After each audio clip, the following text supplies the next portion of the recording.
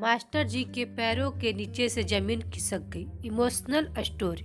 मैंने देखा कि माँ धीरे से अपने बेटे को मार रही है और बच्चे के साथ रो रही है। मैंने आगे बढ़कर पूछा कि बहन, बच्चे को क्यों मार रही है जबकि वह भी रो रही है।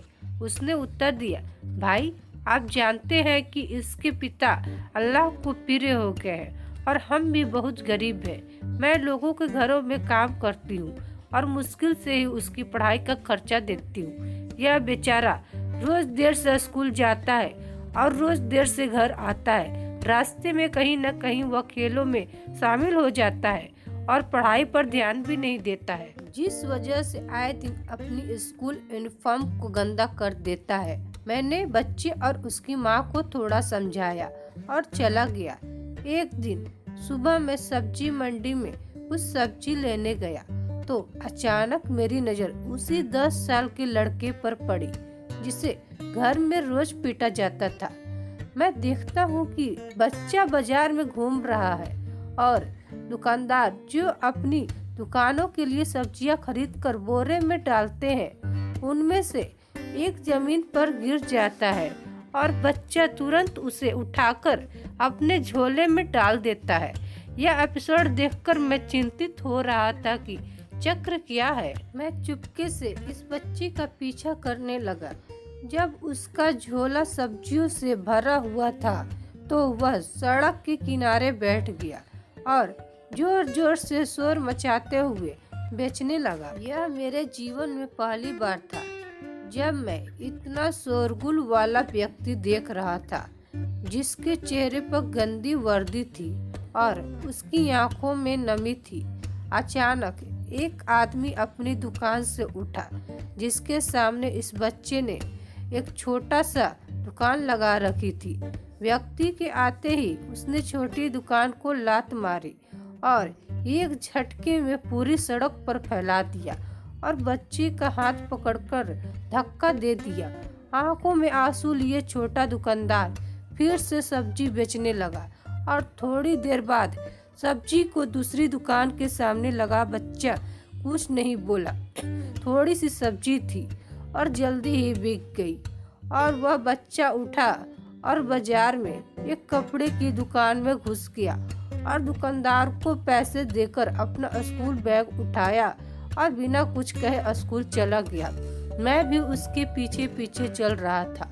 वह बच्चा जब स्कूल गया तो 1 घंटा लेट हो गया था, जिस पर उसके शिक्षक ने उसे डंडे से अच्छी तरह पीटा। मैंने झट से जाकर टीचर से कहा कि अनाथ बच्चे को मत मारो। शिक्षिका कहने लगी कि साहब रोज 1 घंटा देर से आता है।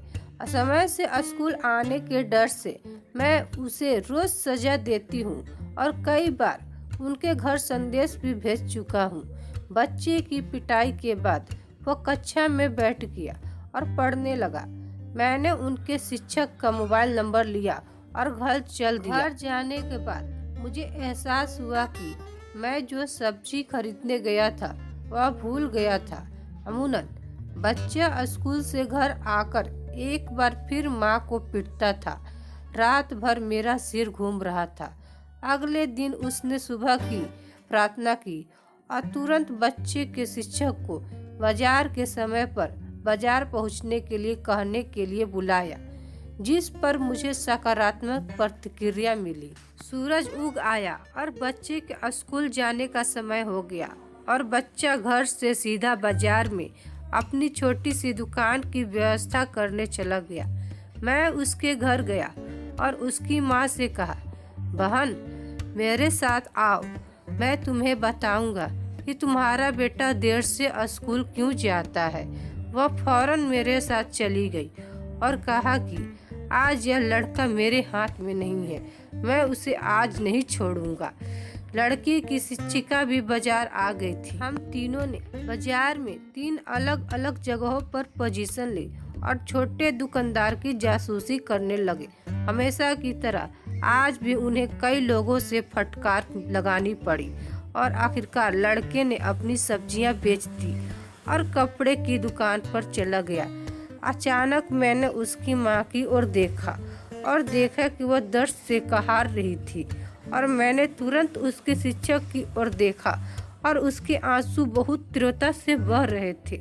ऐसा लग रहा था जैसे उन्होंने पीड़िता के साथ बहुत अन्याय किया हो और आज उन्हें अपनी गलती का एहसास हो रहा है। उसकी माँ रोती हुई घर चली गई और शिक्षिका भी रोते बिलखते स्कूल चली गई। हमेशा की तरह बच्चे ने दुकानदार को पैसे दिए और आज दुकानदार ने उसे एक भिंडी का सूट दिया और कहा कि बेटा, आज सूट के सारे पैसे पूरे हो गए, अपना सूट ले आओ। बच्चे ने यह सूट स्कूल बैग में रखा और स्कूल चला गया। अभी 1 घंटा लेट था। वह सीधे टीचर के पास गया और बैग को डेस्क पर रख दिया और उसे पीटने की पोजीशन ली और हाथ बढ़ाए ताकि टीचर उसे डंडे से मार सके। टीचर कुर्सी से उठे और तुरंत बच्ची को गले से लगा लिया। मैं इतना रोया कि मैं भी अपने आंसुओं को नियंत्रित कर सका। मैंने अपने आप को संभाला और आगे बढ़कर टीचर को चुप कराया और बच्चे से पूछा कि बैग में सूट किसके लिए है। बच्चे ने उत्तर दिया कि मेरी माँ अमीर लोगों के घरों में काम करने जाती है और उसके कपड़े फाड़ दिए जाते हैं। उसके पास कोई फुल बॉडी सूट नहीं है, इसीलिए मैंने यह सूट अपनी माँ के लिए खरीदा है। क्या आप यह सूट घर ले जाकर अपनी माँ को दोगे? बच्चे से एक प्रश्न पूछा। उत्तर ने केवल मेरे और उसके शिक्षक के पैरों के नीचे की धरती को हटा दिया। बच्ची ने जवाब दिया, नहीं अंकल जी, छुट्टी के बाद मैं सिलाई के लिए दर्जी को दे दूंगा और रोज थोड़े थोड़े पैसे इकट्ठा करके सिलाई करवा दूंगा। मैं और शिक्षक यह सोचकर रो रहे थे कि अब इस मासूम को फिर से बाजार जाना होगा और लोगों को धक्का देना होगा और एक छोटी सी दुकान लगानी होगी। गरीब कब तक चलेगा? दोस्तों, आशा करती हूँ कि आपको यह कहानी पसंद आई होगी। आपको यह कहानी कैसी लगी कमेंट बॉक्स में कमेंट जरूर करें और अच्छी लगी तो लाइक जरूर करें। धन्यवाद।